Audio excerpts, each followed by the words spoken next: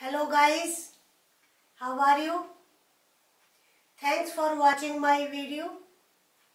Before moving further, I would like to request you to like the video and subscribe the channel. In this video, I am going to discuss active passive voice at advanced level. And this is third episode on the topic और ये active passive पर third episode है. Let us start. When a verb in active voice takes two objects, it's better to make personal pronoun as subject. अब ये personal pronoun, see in this sentence, my mother presented me a watch. Here two objects, me and a watch. अब me here is personal pronoun. ये हमारा personal pronoun है, तो हम sentence को कैसे बनाएंगे?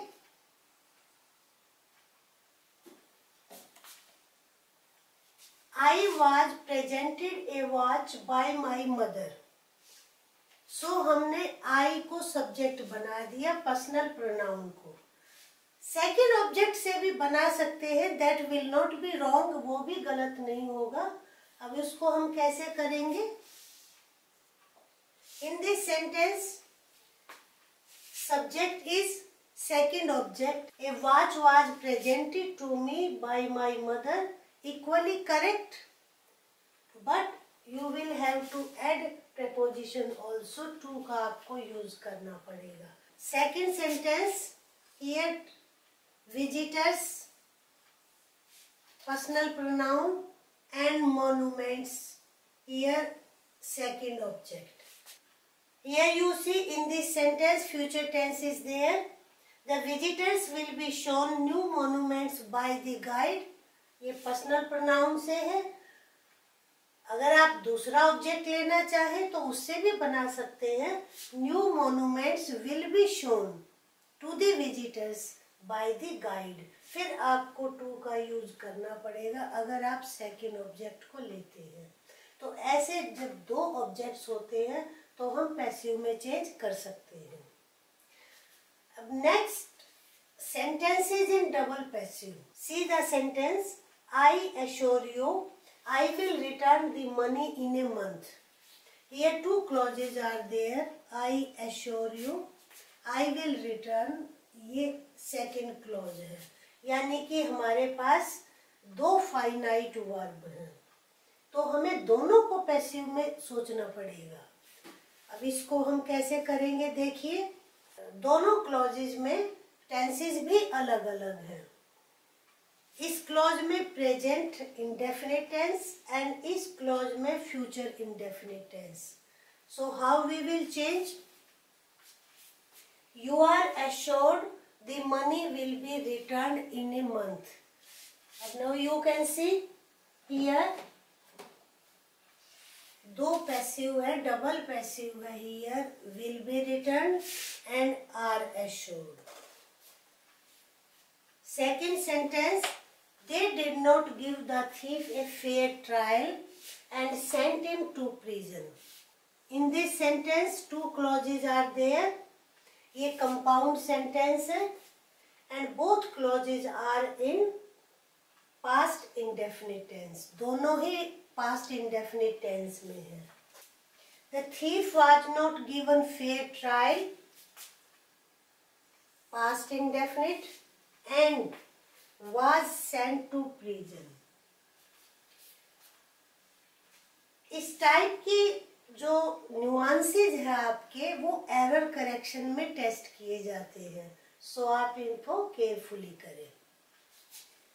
Next one, next, the passive is made without by also. ऐसा नहीं कि हमेशा बाय ही लगाना होता है. अब सेंटेंसेस में हम देखते हैं, my work satisfied him, her conduct surprised me, he doesn't know it. These sentences in active voice. Other rules are the same, but हमें preposition यूज करनी होगी, by नहीं, by का यूज नहीं करेंगे. Object he was satisfied with my work, not by my work. Her conduct surprised me. I, past indefinite, I was surprised at. हमें preposition देखनी पड़ेगी. satisfy के साथ with preposition यूज की जाती है. surprised at. It is not known to her. Here to preposition is used. So such type of sentences do not take by. उसमें by का यूज नहीं करते हैं. Next, change of voice with phrases. It's time to reap the fields. Fields खेतों को कहते हैं, reap फसल काटने को. अब हम कैसे पैसिव में करेंगे? It's time तो सेम रहेगा. ऑब्जेक्ट को देखेंगे fields. Here for the fields. So object is here fields. It's time for the fields to be reaped. यहाँ पर हमारा पैसिव वॉइस हो जाएगा. We hope to succeed.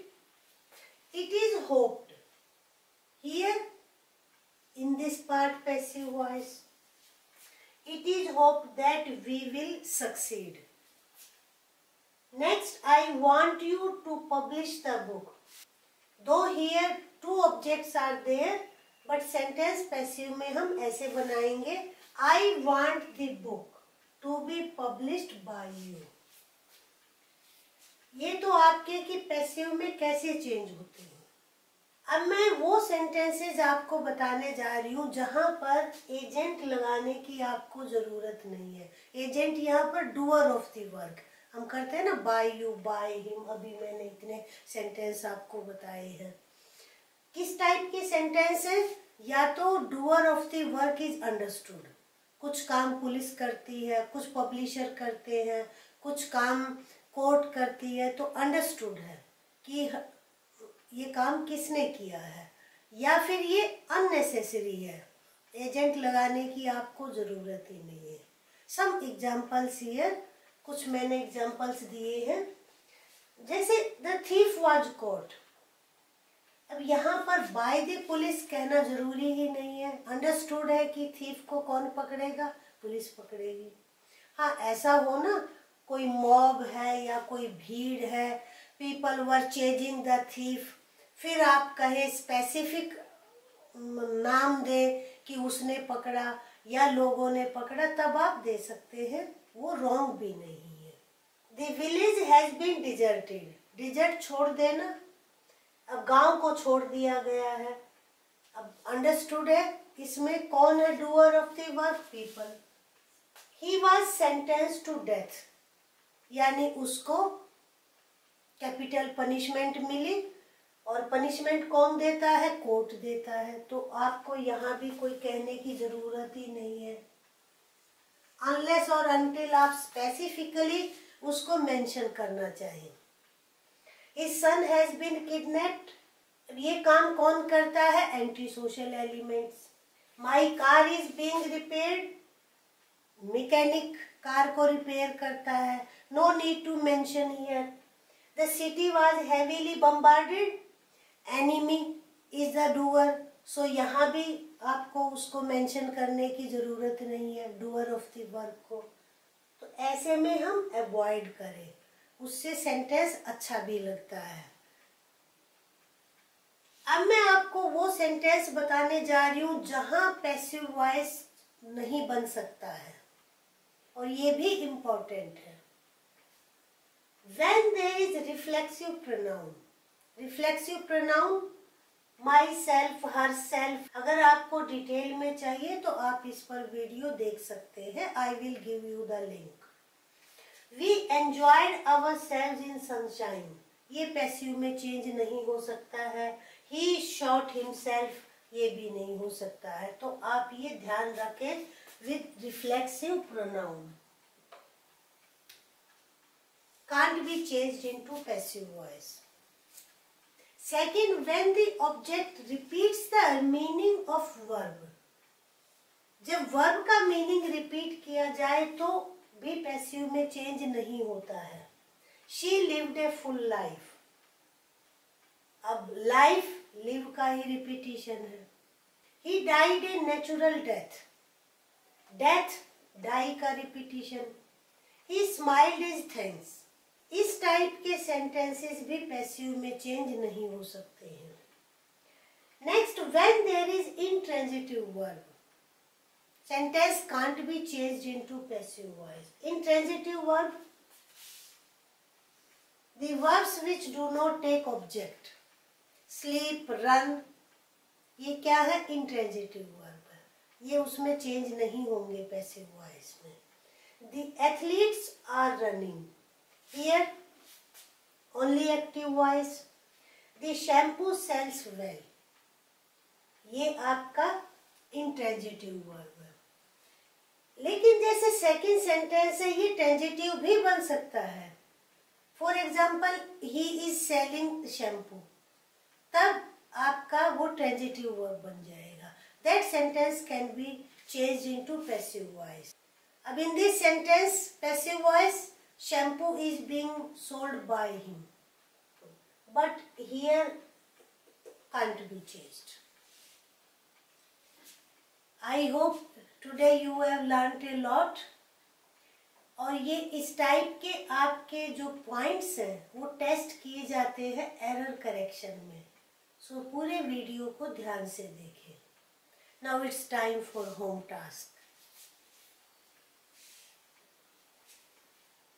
So guys, your home task, change voice means sentence can be changed into passive voice or active voice, vice versa.